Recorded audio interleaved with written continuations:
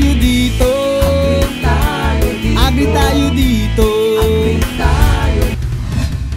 Sa ating pagpapatuloy ng ating kwentong nakakawaw patungkol sa kakao, ating kilalanin ang tao sa likod ng tagumpay dahil sa kakao. Dito sa Agri Bida! Ako si Grover Rosit, isang kakao farmer mula sa Davao City. Likas nang malapit kay Mang Grover ang pagsasaka mula pa noong bata pa siya dahil natural na di umano sa kanya ang pagkakaroon ng green thumb. Noong sa elementarya pa po ako at hanggang high school, meron po tayong mga garden na ginagawa. Talagang mag-i-excel po ang aking tanim sa iba kong mga kasamahan. After I graduated, I was supposed to work in Benguet. Malayo kasi yung Benguet, so whatever work that I can land here in which I will be working here. So doon ako nakapasok ng Philippine Postal Corporation. At sa loob nga ng 25 taon, sa pagiging kartero kinukuha ni Mang Grover ang ikinabubuhay ng kanyang pamilya.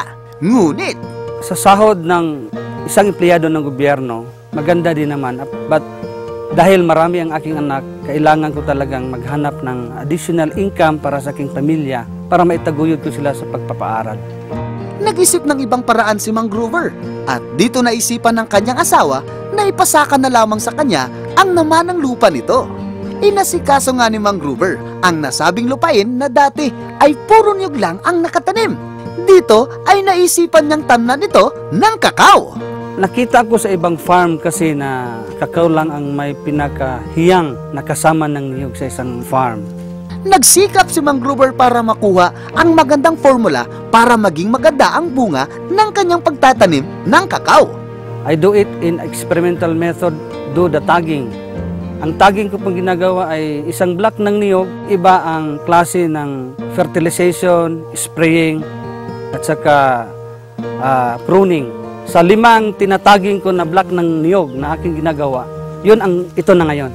Pag maganda ang respond ng tanim sa iyo, yun ang pinakamagandang ginagawa mo. Sa bawat natutunan ni Mang Grover, lahat ng aking mga kasamahan, tinuturuan ko sa lahat ng aking naobserbahan dito sa aking farm.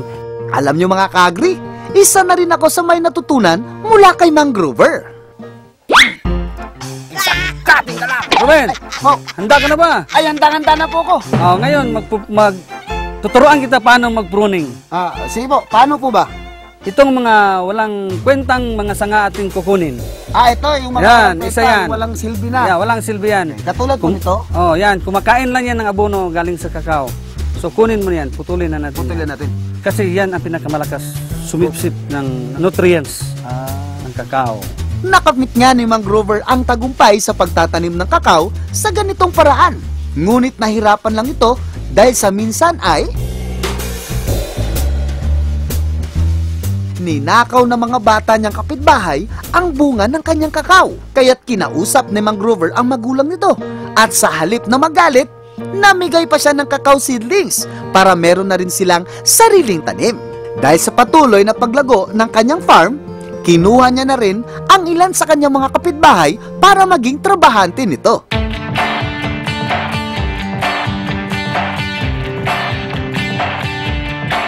Patuloy sa paglago ang kanyang farm at may mga produkto na siyang nagagawa mula sa kakao.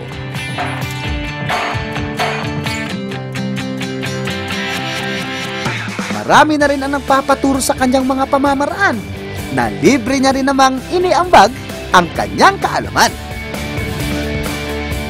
Mula sa pagpapabunga ng magandang kalidad na kakao, abay nagbunga nga ng magandang tagumpay sa buhay si Mang Grover.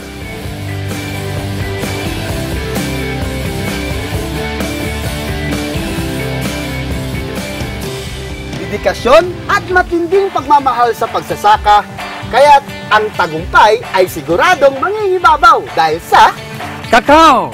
Kaya naman, Mang Grover, talagang ikaw ay Agri Bida!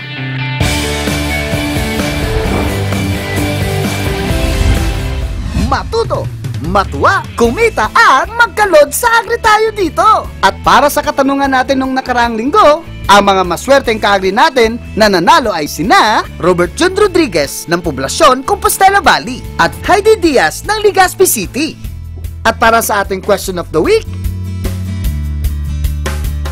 I-text lang ang letter of your answer, space, name, space, address, at isend sa Agri Tayo Dito text line. 2 ka-agri ang aani ng 500 pesos worth of cellphone load linggo-linggo. Kaya ka-agri, text na dito!